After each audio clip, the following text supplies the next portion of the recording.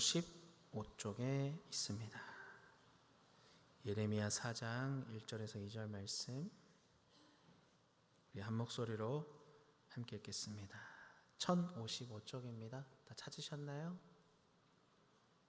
그럼 우리 같이 읽겠습니다. 여호와께서 이르시되 이스라엘아, 내가 돌아오려거든 내게로 돌아오라. 내가 만일 나의 목전에서 가증한 것을 버리고 내가 흔들리지 아니하며 진실과 정의와 공의로 여호와의 삶을 두고 맹세하면 나라들이 나로 말미암아 스스로 복을 빌며 나로 말미암아 자랑하리라. 아멘. 오늘은 내게로 돌아오라 라는 말씀으로 함께 은혜를 나누고자 하는데요, 오늘은 새벽 기도 시간에 나누고 있는 말씀입니다. 저희가 24년 1월부터 하루 한 장씩 읽기를 시작했더라고요. 그래서 2년 반 동안 창세기를 지나서 예레미야까지 오게 되었습니다. 우리는 모세가 기록하였던 모세오경, 또 창세기, 출애굽기, 레위기, 민수기, 신명기를 지나오면서 하나님의 창조와 그의 백성들을 부르심과 세워가심, 광야의 삶을 통해 보여주시는 하나님의 자녀들의 모습을 보았고요, 여호수아를 통해서 그렇게 하나님의 뜻에 대해서 긴 시간 동안 알아왔던 그들이 하나님이 보여주신 또 하나님의 이 자녀다운 삶의 모습을 실제로 보여줘야 하고 살아내야 하는 가나안 땅의 삶을 보게 되었습니다. 그리고 그렇게 가나안 땅을 정복한 이후에 하나님을 왕으로 인정하지 못하고 죄악 가운데 살아가는 그의 자녀들을 하나님이 어떻게 이끌어 가시는지, 그만큼 이 죄인들이 얼마나 악한지를 사사기를 통해 보았습니다. 그리고 이후에 등장하는 룻기를 통해서 그런 하나님의 백성들을 어떻게 구원하실지 나오미와 룻과 보아스의 만남을 통해서 보게 하시고, 사무엘 상하를 통해서 아직 꺼지지 않은 하나님이 남겨놓으신 불씨, 하나님이 세우신 왕 사울과 다윗을 통해 하나님의 나라가 어떻게 세워져 가는지를 보게 하셨습니다.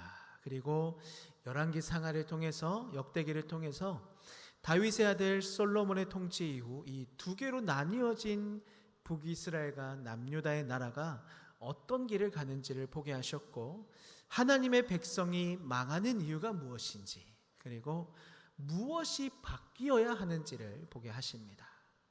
그리고 시가서와 지혜서를 통해서 하나님을 경외하는 방식과 인생의 참된 진리를 쫓아가는 삶을 보게 하셨고, 오늘 이제 예레미야를 살펴볼 텐데요, 우리가 이제 2년 반을 훌쩍 뛰어넘은 겁니다. 자, 한 장 사진 하나 띄워주실래요? 여러분은 이 예레미야라는 글자를 보면 어떤 생각이 떠오르세요? 보통은 사람 이름이다, 네 글자다, 아니면 잘 모르겠다, 나와 상관없는 말씀이다라고 생각하실 수도 있고요, 나라의 멸망을 슬퍼하며 울었던 눈물의 선지자다. 또 어떤 이에게는 예레미야라는 말씀이 이 통독이 아니면 굳이 이 펼쳐볼 기회가 잘 없는 만큼 낯선 말씀일 수도 있습니다. 그런데요, 이제는 여러분이 오늘 저와 이 말씀을 살펴보면서 이후로는 이 예레미야라는 글자만 보면 이런 고백이 떠오르기를 원합니다. 넘겨주실래요? 우리 같이 읽어볼까요? 예레미야는 우리를 하나님의 자녀답게 하기 위하여 모든 수치를 당하시는 하나님의 하나님 되심을 보게 한다. 여러분, 예레미야는 우리를 선한 길로 이끄시기 위해서, 하나님의 자녀답게 살게 하시기 위해서 모든 수치를 당하시는 하나님의 하나님 되심을 보게 하는 말씀입니다. 즉, 하나님의 자녀들을 선한 길로 이끄시는, 그곳에서 다시 돌이키는, 그 돌이킴을 위해서 성전이 멸망당하는 것도, 하나님의 땅이 짓밟히는 것도, 그의 백성들이 포로로 잡혀가고 하나님의 이름을 모욕하는 자들이 일어나도 결코 굴하지 않으시는 하나님의 사랑을 말하고 있습니다. 이러한 프레임에서 살펴볼 것은 이 예레미야 선지자가 활동한 이 시대의 시대적인 배경, 그 시대에 일어난 일들의 흐름인데요. 예레미야서의 저자는 제사장 힐기야의 아들인 예레미야입니다. 예레미야는 이 바벨론의 4번의 침략으로 인해서 무너져가는 유다의 멸망을 직접 겪으면서 살았던 사람인데요. 즉 이 혼란과 멸망이 실제로 일어나고 있는 현장 속에서, 이 현실 속에서 하나님의 말씀을 전하던 사람입니다. 그렇게 예레미야가 기록된 시기는 이 기원전 627년에서 561년 사이로 추정되는데, 사진 한번 띄워주실래요? 자, 혹시 피곤하신 분은 지금 잠깐 조시면 됩니다. 네, 지금 잠깐 눈을 붙이시고요. 자, 역사입니다. 원래 이 지역의 패권자는 아수르였습니다. 그런데 아수르가 이 바벨론이라는 신흥 세력에 밀려나기 시작하는 것이죠. 그러면서 전쟁에서 패배합니다. 이 아수르가 힘을 잃어가니까 애굽이 이때를 노리고 아수르를 침략하려고 합니다. 그런데 이때 아수르를 의지하고 있던 요시야 왕이 애굽을 막아서기 위해서 전쟁을 벌이는데요. 그런 전쟁 중에 무깃도라는 곳에서 죽임을 당하게 됩니다. 요시야 왕에 이어서 이 넷째 아들인 여호아하스가 왕이 됩니다. 그런데 3개월 만에 애굽의 왕에 의해서 폐위됩니다. 그리고 포로로 잡혀가는데요. 이후에는 애굽 왕의 뜻대로 누가 왕이 되냐면 여호야김이 왕이 됩니다. 똑같은 해에 무너지고 왕으로 세워지게 되는 것이죠. 자, 애굽이 세운 왕입니다. 어디에 충성할까요? 애굽에 충성하는 것이죠. 그렇게 여호야김은 친애국 정책을 펼쳐갑니다. 그러나 계속적인 바벨론의 침략으로 결국 여호야긴마저 폐위되고 남유다가 586년에 멸망당합니다. 이후에는 결국 아수르의 남은 세력과 애굽이 바벨론에 대항하지만 패배하고 아수르는 바벨론의 지배하에 들어가고요. 이처럼 세상의 권력과 땅의 주인이 이 새롭게 바뀌어가는 시대를 살았던 이가 예레미야라고 기억하시면 됩니다. 이제 눈을 뜨시고요. 자, 이러한 상황에서 유다는 이 정치적으로는 애굽에 저항하고 아수르를 의지하다가 애굽의 지배를 받습니다. 멸망당하는 것이죠. 그리고 결국에는 바벨론에 멸망당하고 지배를 받는 나라가 되었는데요. 자, 이러한 시대적인 배경 속에서 그들의 신앙은 어떠했을까요? 자, 요시야 왕이 종교개혁을 일으켰습니다. 유다의 신앙을 어느 정도 회복시키지만 완전히 고칠 수는 없었습니다. 왜냐하면 그 전에 선대 왕이었던 이 므낫세 왕, 그리고 그의 요시야 왕의 아버지였던 아몬까지 굉장히 악한 정치를 펼치던 왕들입니다. 그러니까 이 시대에 심겨진 죄악들이 백성들의 마음 깊숙이, 이 뼛속 깊숙이 절여 있으니까 요시야 왕 때 종교개혁으로 완전히 제거되지 못하는 것이죠. 그러한 중에 여호아스가 왕으로 세워졌다가 폐위되고 애굽으로 잡혀가고 또 새로운 왕이 세워지는데, 여러분, 자신들의 뜻과 물론 하나님의 뜻이지만 하나님의 말씀으로 세워진 왕들이 아닙니다. 이 외세의 영향으로 세워진 왕들이라는 것이죠. 그러니까 다른 나라에 의해서 이 나라가 좌지우지되는 시대를 지나오게 됩니다. 불안한 시대를 살게 되었다는 것이죠. 그러니 백성들은 눈에 보이는 이 강대국들을 의지하기 시작합니다. 그러면서 그들이 섬기는 우상도, 그들이 섬기는 풍습도 받아들이기 시작하는 것이죠. 결국 성전에서 하나님께 제사를 드리지만 마음 한편으로는 강대국을 의지하는, 그들의 우상을 숭배하는, 결국은 성전 안에까지 이 우상을 들여오고 하나님을 우상 섬기듯이, 우상을 하나님 섬기듯이 범죄한 것이 그들이었습니다. 여러분, 세상의 어떤 질서가 무너지고 믿음과 신앙이 무너졌는데 이들의 삶은 어땠을까요? 가진 자들이 가난한 자들을 억압합니다. 내 주머니와 배를 채우기 위해서는 살인도 서슴지 않았다고 합니다. 도둑질과 간음과 거짓말이 일상이 되어버린 시대가 되어버린 것이죠. 그러니까 그들은 하나님이 두렵지 않습니다. 오직 이 지역을 지배하는 자가 누구냐가 중요한 것이죠. 애굽을 따랐다가 바벨론을 따랐다가 결국 하나님을 두려워하지 않으면서도 하나님의 성전에서 이 제사만 드리면, 예배만 드리면 우리가 안전할 거야 라는 잘못된 믿음으로 하나님을 우상 대하듯이 살아가던 이들이 바로 남유다의 백성들이었습니다. 즉 유다 백성들에게는 모양이 있었습니다. 어떤 모양입니까? 하나님의 백성이라는 모양, 하나님의 백성으로서 예배하고 제사를 드리는 모양은 있었습니다. 그런데 모양은 있지만 무엇이 없었을까요? 마음이 없었습니다. 하나님을 배반하고 우상을 섬기고 하나님의 말씀에 불순종했던 북이스라엘의 죄를 그대로 답습해 가는 자들이 바로 그들이었습니다. 그러면서 어떻게 생각합니까? 에이, 우리는 안전하겠지. 하나님이 지켜주시겠지. 이곳에 성전이 있는데 어떻게 이곳이 멸망당하겠어? 이곳에 하나님이 계시는데 우리가 하나님을 예배하는데 우리는 무사할 거야. 이러한 잘못된 마음도 신앙도 모자라서 하나님만을 의지해야 하는 자들이 다른 나라의 강대국을 힘을 의지하며 살아가고 있던 것이죠.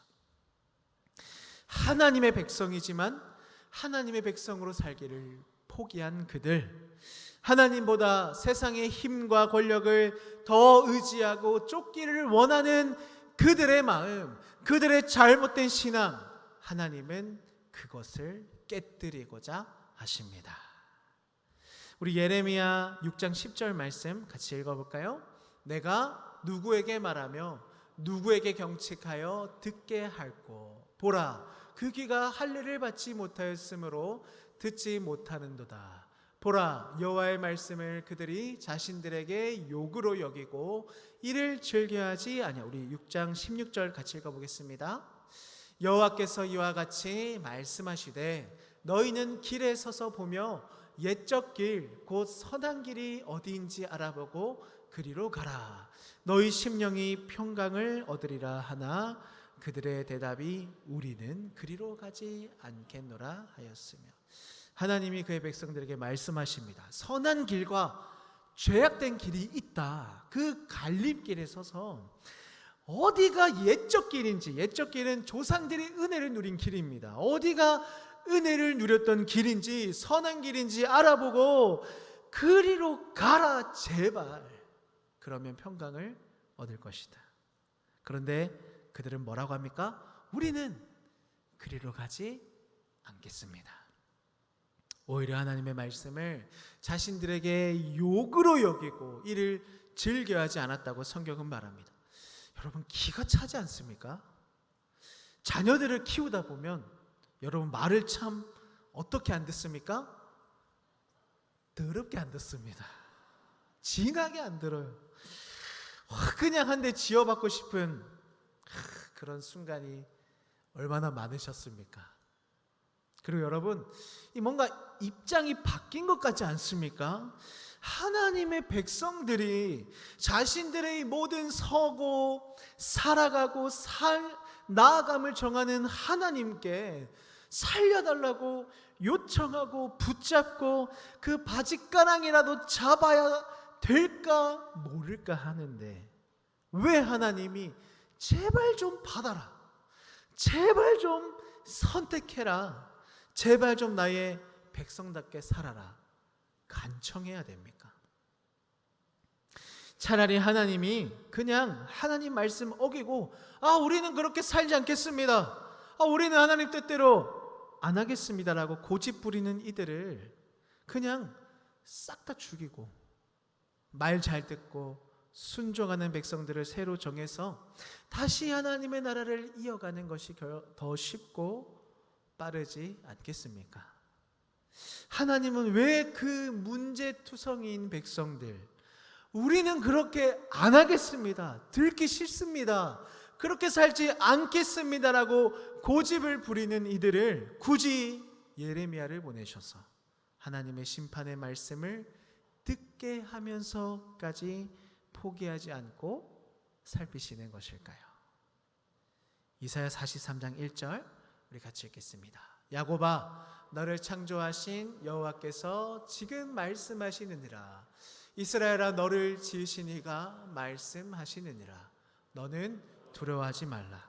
내가 너를 구속하였고 내가 너를 지명하여 불렀나니 너는 내 것이라. 아멘. 여러분, 하나님이 이 선포하시는 겁니다. 그럴 거야, 그렇게 될 거야, 그러면 좋겠다가 아니라 모든 만물을 창조하시고 다스리신 하나님이 선포하시는 겁니다. 못을 박으시는 거예요. 누구도 반박할 수가 없습니다. 무엇을요? 너희는 두려워 말아라. 내가 너희를 구속하였고 지명하여 불렀으니 너는 내 것이라. 여러분, 하나님은 어떠한 값을 치르더라도 이 선포를 돌이키지 않으십니다. 지금 이스라엘 사람들은 하나님의 자녀다운 모습을 보이고 있습니까? 아닙니다. 히스기야 왕의 끝날 때부터 하나님의 뜻을 어겼고 이어서 등장한 그의 아들 므낫세 왕은 55년 동안 온갖 죄악을 저질렀습니다. 우상을 숭배하고 죄를 짓고 남유다를 죄로 몰고 갔습니다. 그의 아들 아몬 역시 아버지의 악행을 따랐습니다. 그리고 그의 아들 요시야 물론 종교개혁을 통해 죄를 깨우쳤지만 그의 마음 한켠에는 여전히 다른 나라의 힘을 의지하는 죄가 있었던 것이죠. 이러한 시대를 거쳐오면서 모양만 가지고 있는 이들, 이 정도면 괜찮겠지, 이 정도면 하나님이 인정하시겠지라는 잘못된 믿음과 신앙으로 범죄하고 있는 백성들입니다. 자신들이 심판의 말씀을 들어도 멸망을 당한다고 하나님이 알려주어도 왜 우리에게 이런 일이 일어나고 있는가? 우리는 그 길로 가지 않겠습니다. 따지는 자들이라는 것이죠. 그런데 하나님은 이들을 향해 선포하십니다.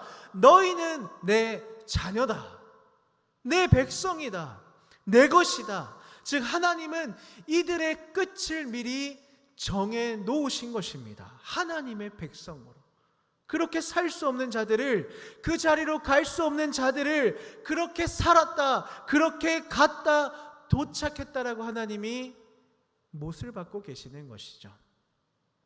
즉 그들이 그 결말로 가도록, 그 끝으로 가도록, 도착하도록 누가 이끌어 가신다는 것입니까? 하나님이 이끌어 가신다는 선포입니다.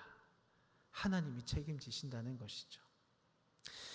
여러분, 자녀가 잘못을 하고 죄를 짓고 붙잡혀가고 재판을 받고 감옥에 가게 된다면 세상 사람들은 그렇게 잘못하더니 그래 저런 죄를 지으면 벌을 받아야지 라고 말할 수 있지만 그 사람의 부모의 심정은 어떻겠습니까? 어떻게든 그를 돌이키게 하려고, 어떻게든 그를 살리려고 바른 길로 인도하려고 하지 않겠습니까? 그것이 오늘 예레미야에 나타나고 있는 하나님 아버지의 마음이라는 것이죠. 하나님은 이것을 위해서 성전이 무너지게 하시고 나라가 멸망당하게 하시고 남유다의 왕권 계승이 끊어지게 하십니다. 그러나 그 무너진 성전이, 그 끊어진 남유다의 왕권이 누구로 인해 다시 세워지고 이어져 가게 됩니까? 예수 그리스도시죠. 이 모든 것이 십자가에 달려 죽으신 예수 그리스도의 피로 회복되어집니다. 그것도 누구의 뜻입니까? 하나님의 뜻이죠. 하나님은 이 자신의 아들까지 십자가의 죽음에 내어주심으로, 죄인들을 위한 속량의 값으로 내어주심으로 우리를 하나님의 자녀답게 살아가게 하시는 것이죠. 그러면 중요한 것은 이것입니다. 그러면 우리는 어떻게 살아야 합니까? 오늘 말씀을 통해서 그렇게 말 안 듣는 자녀와 같이 살아가고 있는 우리의 부족함도 알게 되었고, 또 그러한 자들을 어떠한 수치를 당함에도 굴하지 않고 포기하지 않으시는, 자신의 아들을 내어주기까지 사랑하시는 하나님의 사랑, 하나님의 하나님 되심도 알게 되었습니다. 그러면 이제 우리는 어떻게 살아야 될까요? 화면에 띄워주실래요? 우리 같이 읽겠습니다. 하나님은 우리를 선택하게 하시고 그 선택의 틀림을 알게 하시고 그 틀림의 결과를 우리로 겪게 하시고 돌이켜 생각하게 하심으로 우리를 더 깊은 은혜의 자리로 이끌어 가신다. 사랑하는 성도 여러분, 우리는 수없이 선택하고 수없이 결정하고 수없이 그 선택의 틀림을 알게 될 것입니다. 그리고 하나님은 그 틀림의 결과를 우리로 하여금 겪게 하시고 아프게 하시고 고민하게 하시고 괴롭게 하십니다. 그러나 그곳에서 끝나는 것이 아니라 그곳에서 돌이켜 생각하게 하시는 이 과정을 통해서, 이 시간을 통해서 우리의 신앙이 자라게 하시고 우리를 더 깊은 은혜의 자리로 이끌어 가시는 줄 믿습니다. 그러니 믿음을 가지고 더 열심히, 더 치열하게 살아가시길 예수님의 이름으로 축복합니다. 그리하여 이후에 드릴 찬양의 내용처럼 주님의 나라와 뜻이 나의 삶 속에 임하기를, 주님을 알고 주님만 보며 거룩히 살아갈 힘과 두려움 없는 믿음을 주시는 나의 하나님을 사랑하며 우리의 삶을 감당해가는 저 여러분의 삶이 되길 예수님의 이름으로 축복합니다. 기도하겠습니다. 하나님,